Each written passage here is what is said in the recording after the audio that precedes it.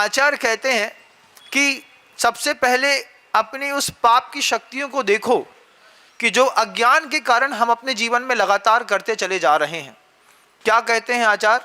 आचार्य कहते हैं जीवन को समृद्ध करना है तो विराहणम बुस्सरामी, विराधना को त्यागना सीखो।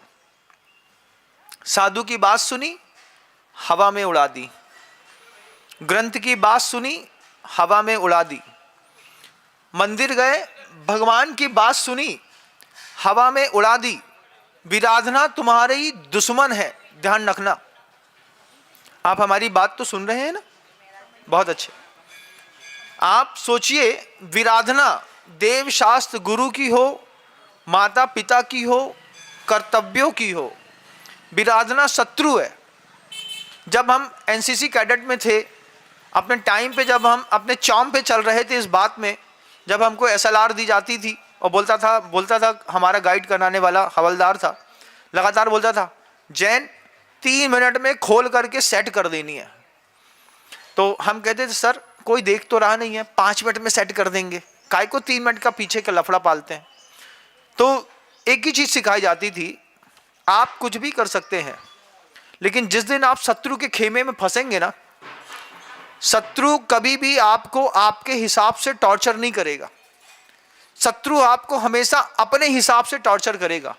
आपकी लाइफ में जो टॉर्चर हो रहे हैं, आप विराधना के कारण टॉर्चर हो रहे हैं कि आपने कभी न कभी देव शास्त्र और गुरु की विराधना करी होगी। शरीर से बैड स्मेल आ रही होगी, मान लीजिए आपके बहुत ज़्यादा।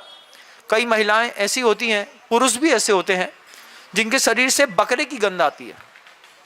जैसे बकरे की बैड स्मेल होती है, ऐसी शरीर से बैड स्मेल आ रही है। अब बैड स्मेल क्यों आ रही है? कि उनने कभी न कभी किसी सच्चे मुनि की विराधना करी होगी। किसी मुनि के बारे में देख करके, उसके शरीर को देख करके बोला, अरे कैसे दिख रहे हैं, ऐसे दिख रहे हैं, वैसे दिख रहे हैं, ऐसा कुछ उल्टा सीधा बोला होगा। उस विराधना के कारण तुम्हारे शब्दों की गंध तुम्हारे शरीर में समा गई और शरीर से लगातार बदबू आती है।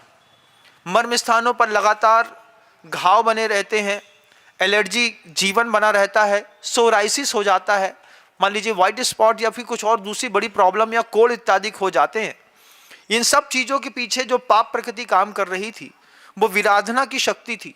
बात थोड़ी सी करी होगी, थोड़े से बैठते बैठते ही कहाँ समझाते हैं अपने आप को, इतना ही बोला होगा, बस सिर्फ इतना ही सा।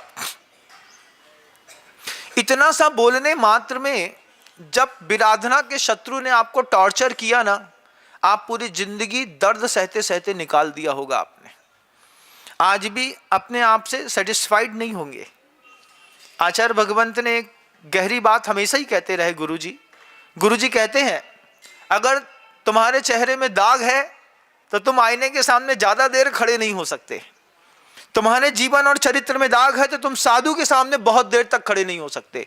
तुम भागने की कोशिश करोगे, बचने की कोशिश करोगे, पीछे बैठने की कोशिश करोगे, छिपने की कोशिश करोगे। बेदाग लोग आईने के सामने आकर के खड़े होते हैं, मैं बेदाग हूं, मेरा कैरेक्टर बेदाग है, मुझे किसी से डरने की कोई जरूरत नहीं है। लेकिन जिनके जीवन में दाग होता है वो भागते हैं, उछलते हैं, उबलते हैं। 3 चीजें दागदार लोगों के जीवन में हमेशा होती है। आपने सोचते हैं कि हमने छोटी सी विराधना करी है, इस छोटी सी विराधना के कारण हमको छोटा सा फल मिलेगा। दुश्मन आपके हिसाब से टॉर्चर करेगा कि अपने हिसाब से?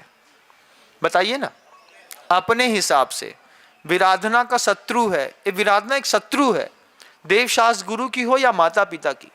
माँ पिता घर के अंदर बहुत अच्छे से समझाते हैं, बच्चे सुनते थोड़ी हैं। बच्चे को बस छोटी सी आदत पड़ गई, छोटी सी उम्र में कोई गोली बिस्कुट खाने की आदत पड़ गई, बाद में सिगरेट पीने की आदत पड़ गई, बाद में और कोई बड़े पाप करने की आदत पड़ गई। धीरे धीरे धीरे आपने माता पिता के शब्दों की विराधना करी, जीवन कहाँ से कहाँ पहुँच गया। उपेक्षा इतना घाटे का सौदा है। जब उपेक्षा फलती है ना जीवन में, तो आदमी बर्दाश्त नहीं कर पाता। उपेक्षा करी है आपने किसी ना किसी की, तभी आज आपकी उपेक्षाएं होती हैं। अपेक्षा तो बहुत रखते होंगे, महाराज जी हमको भी ऐसा मिलना चाहिए, हमको भी ऐसा होना चाहिए। होगा जाएगा कुछ नहीं, क्योंकि जीवन आपका उपेक्षा से सदा हुआ है। विराधना जब टॉर्चर करेगी जीवन में, सहन नहीं होगा। अभी तक कटी पतंग के जैसे उड़ रहे हैं हवा में, आज नहीं तो कल गिरेंगे नर्दा में।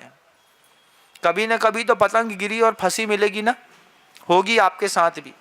आचार्यों ने कहा साधु बनने से पहले अपने पाप का संतुलन करना है, पाप को खत्म करना है, पाप को नष्ट करना है, उसकी सत्ता मिटानी है। विराहणम बोस्रामी, सबसे पहले विराधना को शत्रु समझ करके विराधना से अपने आप को ऊपर उठाना सीखो।